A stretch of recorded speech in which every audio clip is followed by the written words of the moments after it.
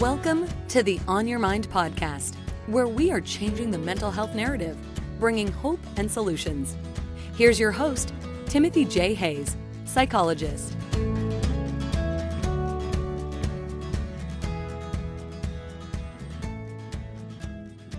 Robert Whitaker is the author of 4 books and co-author of a 5th, 3 of which tell of the history of psychiatry. In 2010, his book, Anatomy of an Epidemic, Magic Bullets, Psychiatric Drugs, and the Astonishing Rise of Mental Illness, won the U.S. Investigative Reporters and Editors Book Award for Best Investigative Journalism. Well, good morning, Robert. Thank you for joining us. Thank you for having me. It's a pleasure to be here. It's a delight to see you again. I know that we talked about 3 years ago, and we talked about, I think, both of your books and the Mad in America website. And so I thought it'd be great to get together and get a little update about what's happening with Mad in America over the past few years and what you're passionate about these days. Sure. Well, I think the biggest thing is Mad in America has continued to grow, our website, and in 2 ways. So first of all, just to the number of people that read us. So last year we had about 6 million unique visitors over the course of the year, which is about 500,000 a month.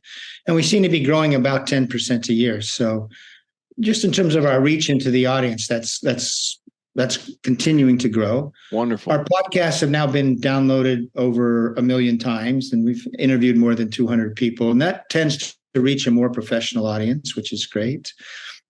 We've really standardized our science coverage. We have science pieces 4 days a week. And basically what our team of science writers do is they review publications in peer-reviewed journals that counter the conventional narrative, and that's why they're never promoted to the public. And it might have to do with long-term outcomes or lack of efficacy in trials when you actually analyze the data, stories about research on whether there have been findings of genes as sort of causal agents in psychiatric disorders, that sort of thing.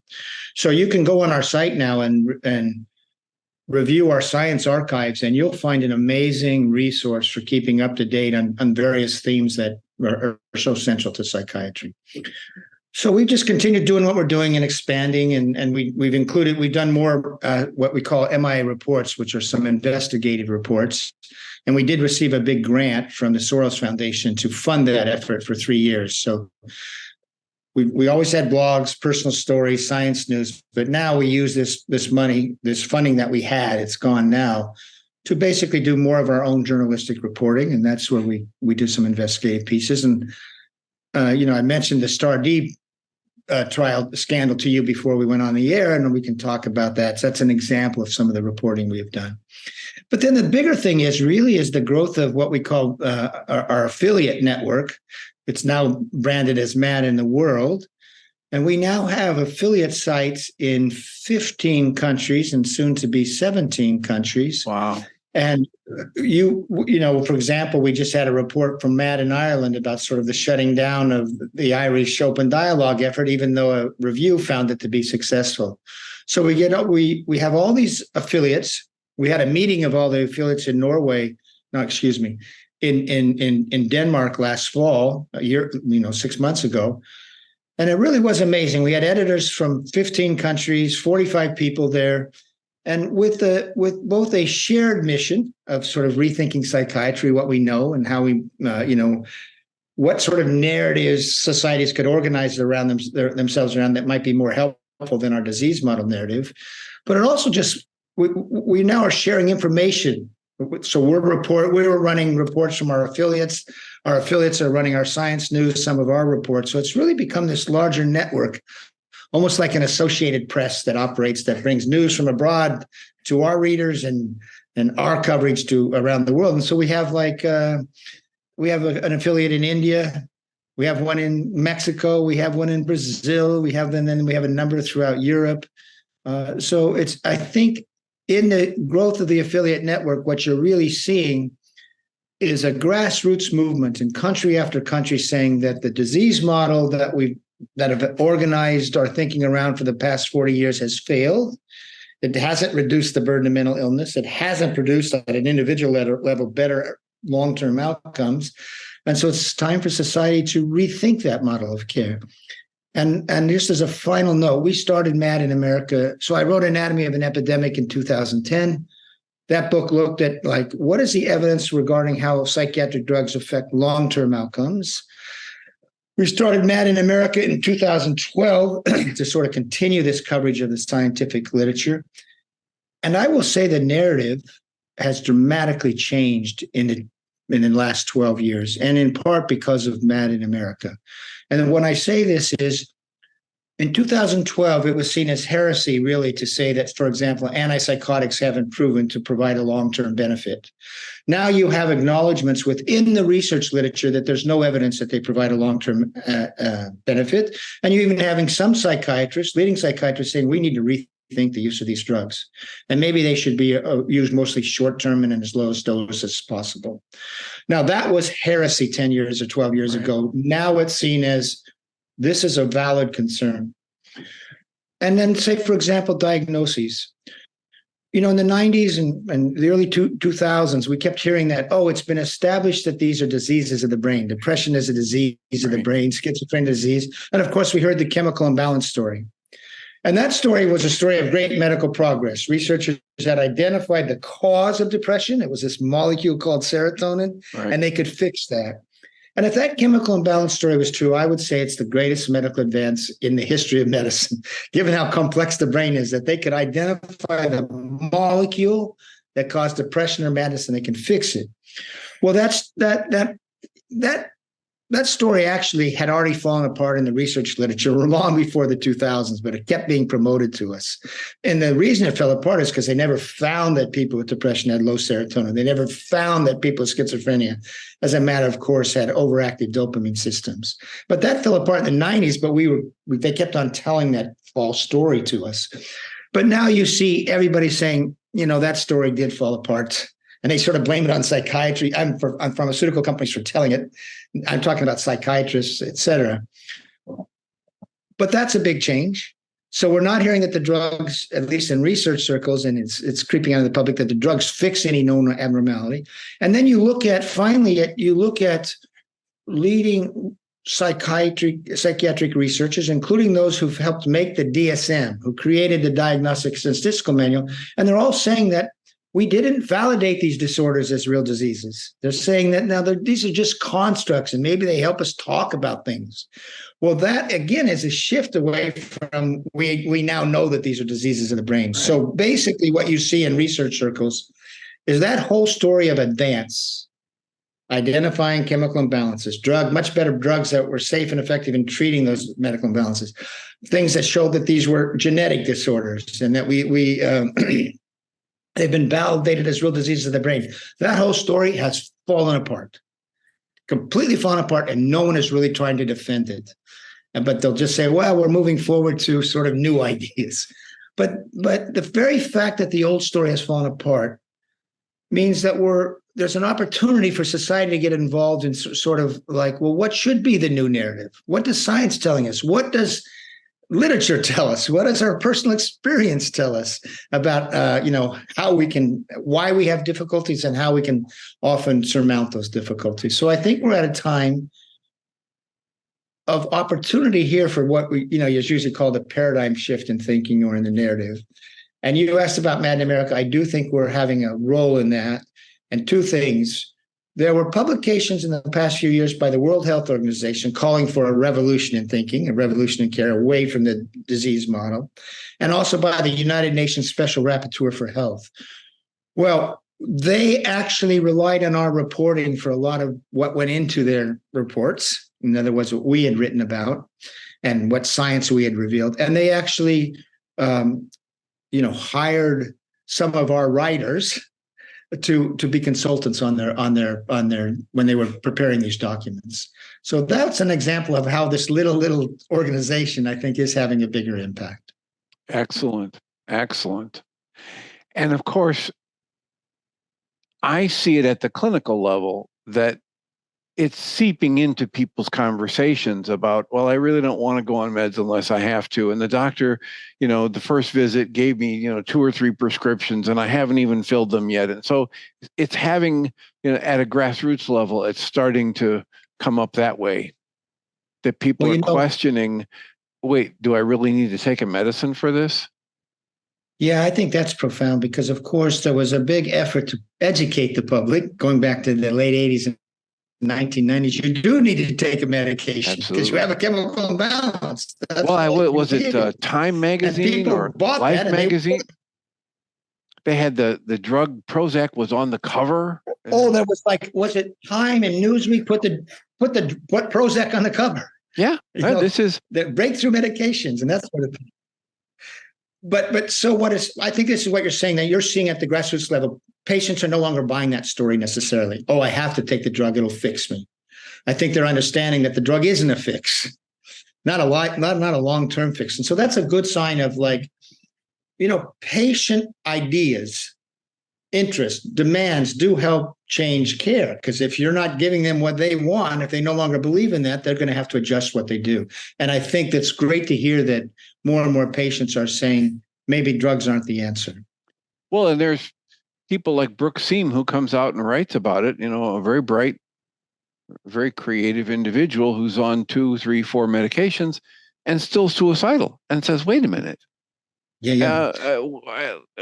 Before I take my life, let me experiment with getting off these meds and see what happens. And I see more and more people who are in that dilemma when the frustration that comes when they're on one or more meds and they go back to their doctor saying this isn't working and they leave with another prescription or 2. Yeah, rather than taking away. Well, I think Brooke's story is important too, because of course she's questioning why was she put on these drugs in the first place. Absolutely. If I remember her story, I think her father died. She was 15 years old and she was close to her father and he died very precipitously. And then she was out walking. She's a very creative person. And the episode that she had of her creativity might have happened even if her father hadn't died. But her mother got freaked out by something that she experienced. And the next thing you know, she's in the hospital and forced to take meds. And 15 years later, she's struggling to function, but she's still functioning. She's running a business in New York, et cetera, and still feeling suicidal to the point of thinking of jumping out the window. Right. To her death, when she finally realized, as the screen is out of the window, et cetera, oh, wait a minute, there's a medicine cabinet full of drugs that I'm already taking. What would happen if I didn't? And so something shifted in her. So she decided to explore getting off of those before deciding she can always end her life later, kind of thing. And it's a wonderful book, well-written story.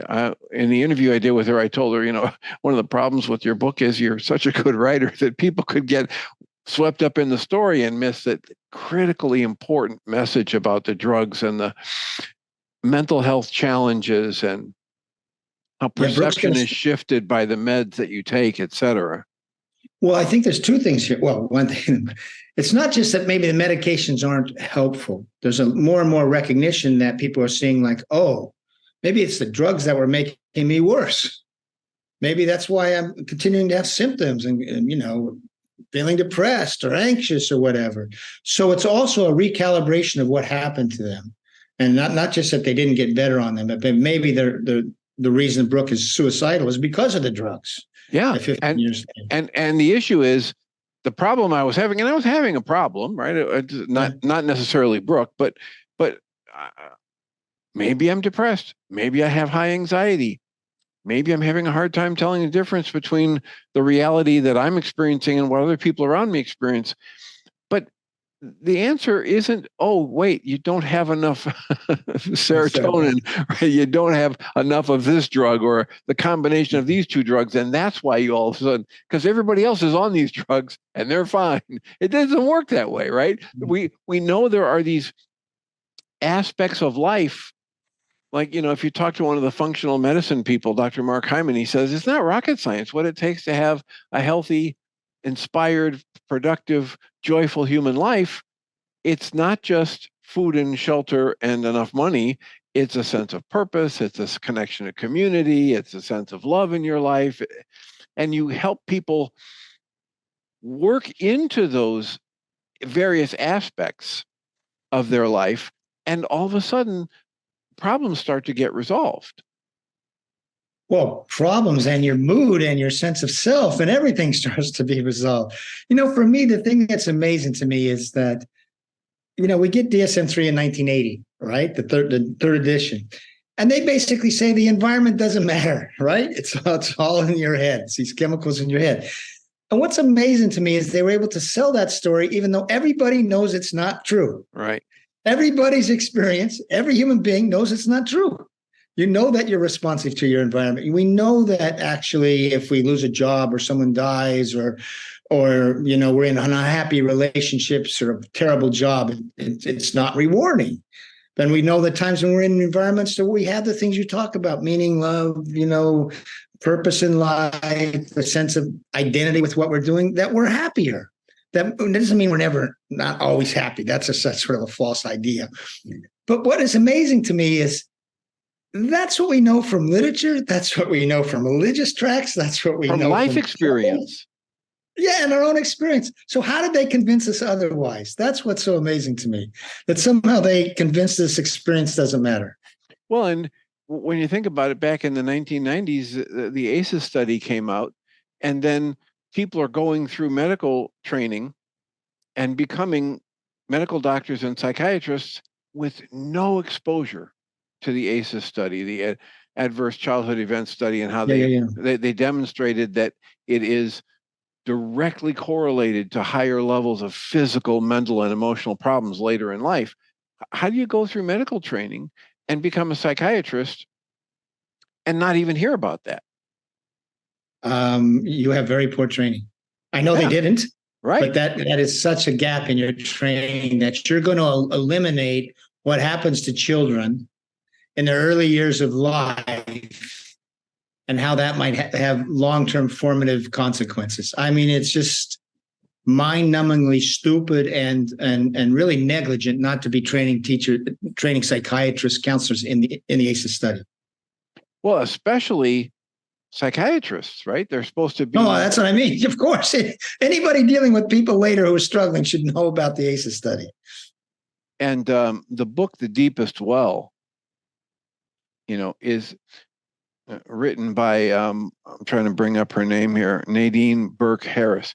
She's one of those psychiatrists who got all the way through training and is out there practicing as a pediatric psychiatrist with no awareness of the ACEs study. And then somebody shows it to her and she goes, oh my God, how could I be practicing and putting out all these different levels of ages of people on medications without even asking about their trauma history or coping mechanisms for dealing with it? Yeah, I just really have to confess that I can't imagine that your training could make you blind to what happens to kids as being important. But that's what happened. Yeah. But yet it did happen. You know, I knew when I was writing Anatomy of an Epidemic, I went to a place in Oakland where they treated kids that were seen as level 12 plus kids, the most disturbed kids in all of California. And the psychiatrist there was a great guy named Tony Stanton. And the very first thing he did when the kids come in, and the kids would all come in on 5-6 drugs, they couldn't keep their heads up and stuff and all these diagnoses, is basically he would spend 12 to 15 hours doing a life story of that child, what happened to them. And what was so brilliant is he even investigated what happened to their parents. So, you know, it's this whole sort of family milieu. So even though I don't know if he was trained in the ACEs study or not, but in essence, he was incorporating that ACEs, what the ACEs studies tells us, into the way he was treating his kids. And guess what? What his whole point is that kids need to model their behavior after someone they admire, right? And they want to be loved by. So once he had that bio, his whole thing was, I'm going to give them mentors. And a lot of these kids obviously came from impoverished backgrounds, et cetera. Someone sort of from their ethnic milieu, they could respect, relate to, and want to be loved by, and also to be appreciated by. And the other thing that was so important here is once he did the life stories, they stopped talking about the kid as having schizophrenia or the Right. kid having bipolar. They didn't see him through that diagnostic lens. They saw them through a kid that was beat, tied to a radiator, sexually abused, that sort of thing. So, and that's what the ACEs study is basically informing us, is that like what happens to kids if they don't feel safe, if they're in an environment where they don't feel safe and they feel abused and bullied and all that sort of thing. And of course, parents get divorced and maybe they lose shelter. That's going to have a long-lasting impact on that child. Yeah, absolutely. On that person, because they grow up and it's still, it's all through their system and in their psyche. Absolutely. All those adaptive mechanisms, which, probably help them survive and maintain some level of sanity as a child. And now they're seen as just completely unproductive and unable to be adaptive. And it's the reverse. They've been very adaptive to a very abusive environment. And I, you can comment on this, you know this better than I, but one of the interesting things is they've shown how those early adverse experiences actually change the physiology of the child. Absolutely, which is why it can correlate so heavily with physical problems, heart disease, diabetes, et cetera, later in life. Yeah, I actually think when you put it all together, there's a causal story there. It's not just correlation. Right. But we can't, I don't want to talk about the causal because we can't have proof of it, but we do have the demonstration of the correlation. Very high correlation. Very strong correlation, if you ask me. Right. And that's why that study was so impactful for people who really cared about what they were doing and trying to help and understand people. There are a number of people who've been out here doing it this way, looking at people as though they make sense. Coherence therapy, for one. It used to be called depth-oriented brief therapy. But basically it says whatever's coming out of a person is for reasons. And when you start to help them understand the reasons, usually unconscious and emotionally based, they can find different ways to get those needs met or fulfill those reasons. Nonviolent communication, Rosenberg's work. Not everybody's cup of tea, but he understands and he talks about it. And he would go into these places and they'd say, well, so, here's a psychiatric hospital. Help us with this person in this diagnosis. Go interview him and tell us what you think. And he says, I don't like to diagnose people. I like to talk about what their needs are and how they're getting those needs met. And there are a whole host of other that are sprinkled through my experience as a clinician for 50 years. I keep running into these, but none of them have been the prevailing thing that I was trained in or taught, and the theories. Those are all, you go to the diagnosis, you get a treatment plan, and then if the people don't want to comply with your treatment plan, well, they're non-compliant. Right. They're treatment resistant.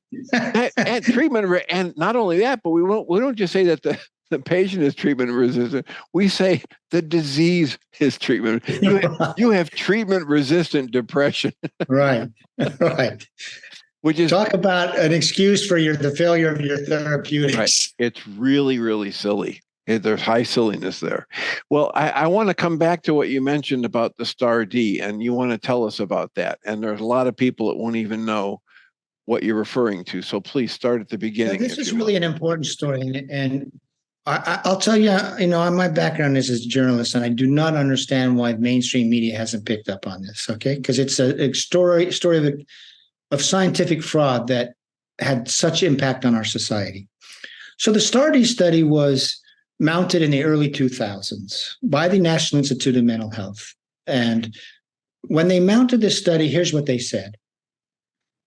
They said, our clinical trials conducted by pharmaceutical companies are conducted in a small sliver of patients with depression because they use exclusion inclusion-exclusion criteria that actually excludes like 85% of the real world patients. So say that in the studies, we're going to do the largest and longest antidepressant trial ever conducted to see how our care, our antidepressant care works in real world patients, okay?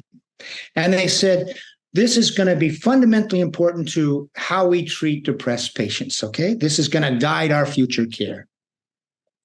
Now, the way the study was done, first there was a pilot study, okay? in real world patients. And the results were horrific. And by the way, the pilot study in STAR-D are going to try to mimic real world clinical care.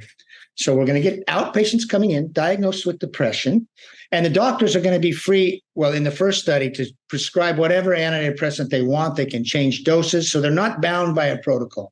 It's not placebo control. We're just going to see how people do with this form of care. And I forget the number of patients in the first study. It might have been 100 and some, real world patients, moderately depressed, and the response rate, meaning a 50% reduction in depression, only something like 25% ever responded to the drug. And at the end of 1 year, only 6% were well, had remitted and stayed well. In other words, the depression was gone. Now, this was stunning because in studies of untreated patients, the old natural course of depression, the understanding was that you will recover over time. Like recovery rates at the end of 1 year are like 85%. That goes all the way back to Kreplin. And all of a sudden, they have a small pilot study, and only 6% are well at the end of 1 year. So now they mount this big STAR-D study, and the guy who was the lead investigator is named John Rush. He was the same guy who did the pilot study. And here's the design. You have to have a HAM-D of 14 or over to be eligible, which is moderate depression. It's a little bit more than mild depression, but moderate on that scale of how we measure depression symptoms.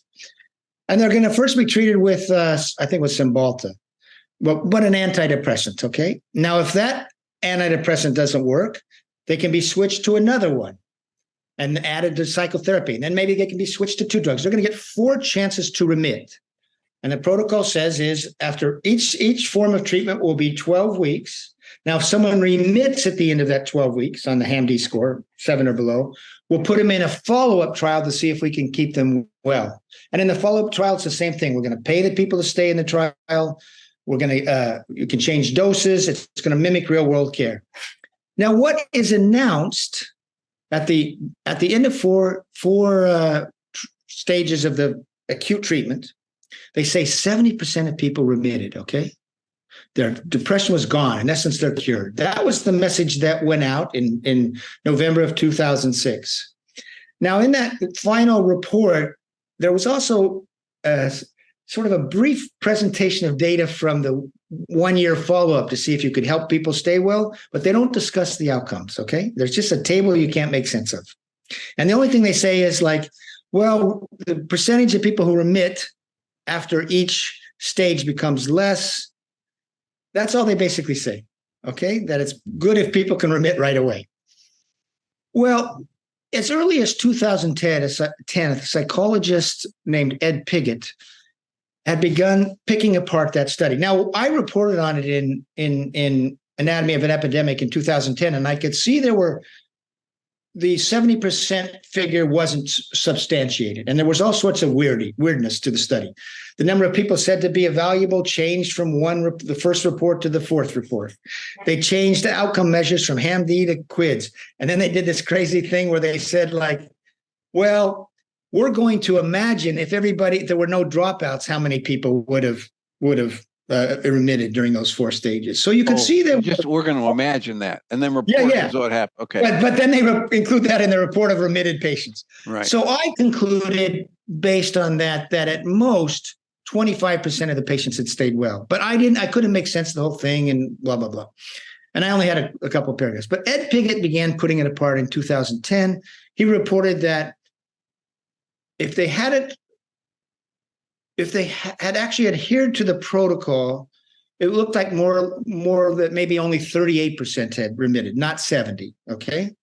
And then he said if he managed to figure out the table for long-term outcomes, and he found, which was confirmed by the lead investigators actually when they were confronted, of the 4,041 patients who entered the study, only 108 remitted and stayed well and in the trial to its 1 year end. Of the other 97% either never remitted and relapsed, or dropped out. And under the protocol, dropouts were supposed to be seen as treatment failures, okay? So Mad in America began reporting on that scandal in 2012. We had a number of reports. But then something happened in this past summer, which really brought it home, the scandal. And what happened was Ed Piggott and his colleagues had finally gotten access to the patient level data. They had used the Freedom of Information request and through a program called the RIAT Act. It's reanalysis of trials act. And because it was a federally funded study, they were able to get the patient level data under this act. And what did they find? They found now they're able to identify the protocol violations that were used to inflate an actual remission rate of 35% to 70%. So they talked about how people who were initially medicated and didn't return for a second follow-up visit were supposed to be counted as treatment failures. They removed those patients from the number of supposedly valuable patients. That's number one. Number two, they switched from HAM-D to this other invalidated measurement called QIDS, which wasn't blinded, was given at every treatment, and the protocol explicitly said, do not use this for measuring remission outcomes. And yet that's what they used to do it. And by each one now, they're going to get a numerical account of how this inflated it. So we get the not counting initial dropouts. Now we get the switch. That was like 191. Then in the fourth one, they included 900 and some patients in their final tally who weren't depressed enough to be eligible for the trial. In other words, they didn't have an initial baseline score of 14 or above, including some actually who scored in remission at the beginning. For some reason, they kept on treating them. And if they eventually scored as remitted, they counted them as having remitted, even though they weren't depressed in the first place. Yeah. And then finally, what they did is, so let's say you go through phase one, that first stage of the trial, and you don't remit, okay? Now you drop out, and you're supposed to be counted as a treatment failure. Well, they said, well, if they would have stayed in phase two, they would have remitted at the same rate as those who did. And then if they had gone to phase three, those of same rate as those who did three, and that way they were able to add another, 600 remissions or something like this. So it's research fraud, okay? In a big way. You have criteria that says to be eligible. They didn't tell us that they were including this. You can't switch endpoints from a blinded thing to an unblinded and count that. You can't make up imaginary people. You have to adhere to the protocol. So that got published in the BMJ. So now it's been established as having a validity. Piggott and others did publish theirs in peer-reviewed journals, but now we have a very high-impact journal that's saying, yes, this is the actual results. And what we did at Mad in America is, I think in a very clear way, even clearer that's in their initial thing, is just show the numbers involved with each protocol violation, the specific numbers, and just laying out the fraud. Okay, here's the protocol, here's what they reported, and so it's and here's the intent, and we put the context that this is research fraud. And we said, once research fraud is known, the American Journal of Psychiatry now has an obligation under the rules of medicine, okay, that rules are supposed to govern journal editors, to retract that study. So we actually mounted a petition saying the study should be retracted. Petition online, and we got like 2,000 people from 50 countries, including psychiatrists, saying retract this study. Well, that did force the investigators to pen a reply to the American Journal of Psychiatry. Okay. And they basically just lied in their thing, saying we wanted to have an inclusive report of all the people in the study. QIDS actually was validated as a real thing. And if you read the study, we did admit that we were it was theoretical. Right? So that's what they say. They basically countenance this misleading of the public. Now, here's what's really important. When that study came out in 2006, this became the study that the media regularly cited for ever since, as evidence that antipsychotics cured 70% of people. And the message to doctors was, if the first drug doesn't work, try a second or try two drugs. And let me just correct you, because you said antipsychotics. Oh, antidepressant, sorry. Right. Sorry, thank you for correcting me. That if the first antidepressant doesn't work, try a second and then, add it, etc. It governed our care.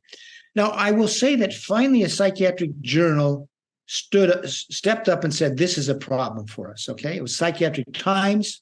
They said, this is the study that has governed our thinking and our care for nearly 2 decades.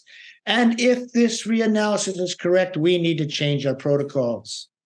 And then finally, they did run a letter to the editor by 2 psychiatrists said, the excuse given by the investigators is ridiculous. Our profession needs to atone and retract that study.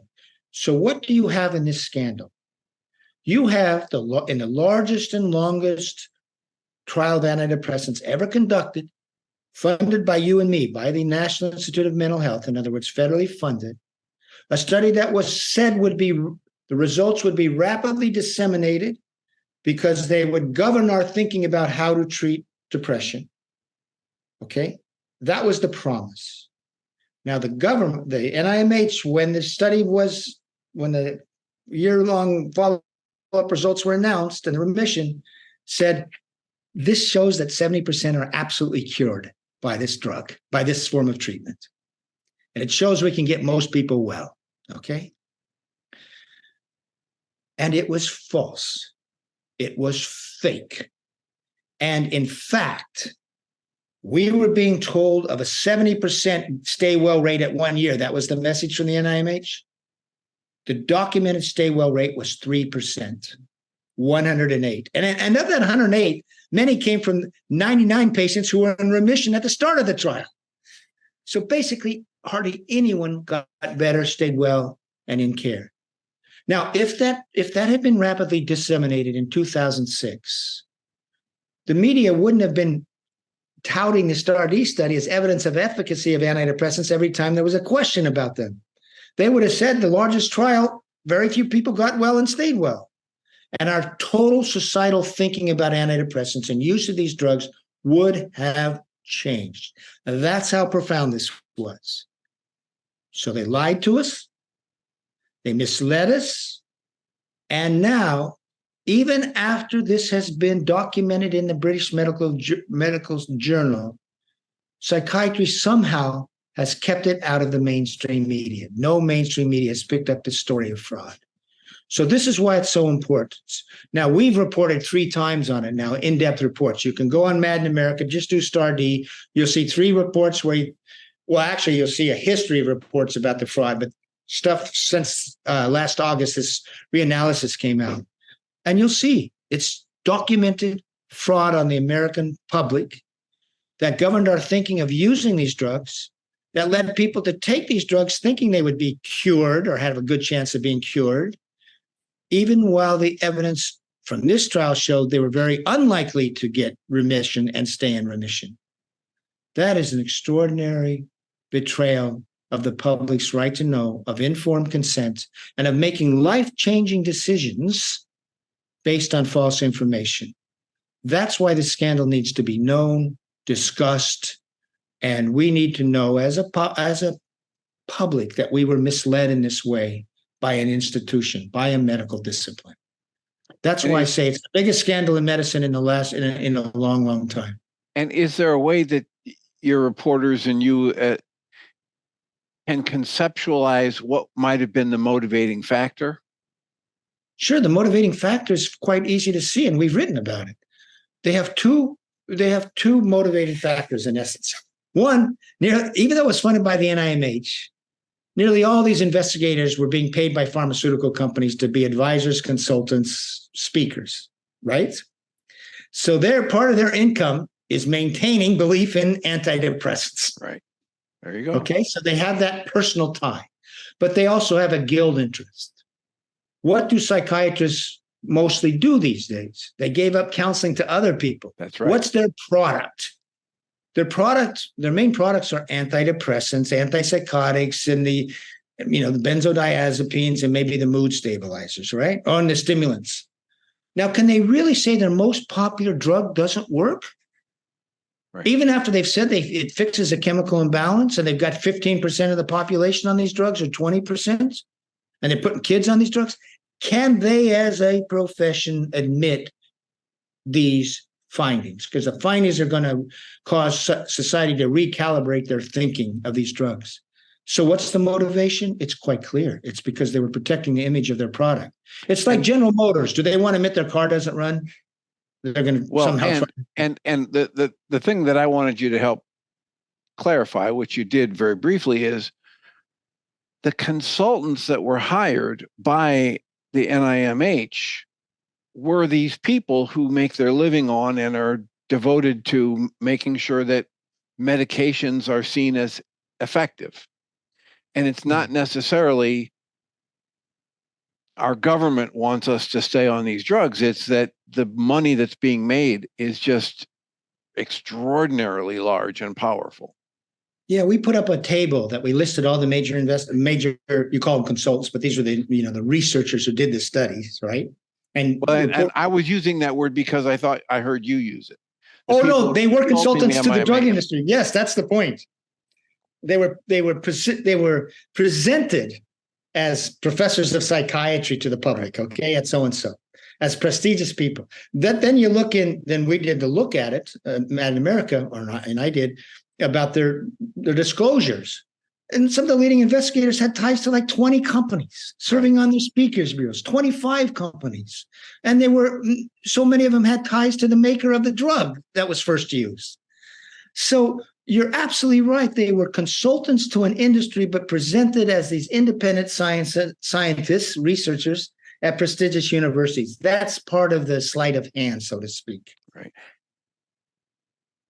And once you understand that, you can understand the motivation. That's a very gentle way of saying sleight of hand. Very gentle way of saying fraud. Yeah, well, it was fraud, and it caused great harm.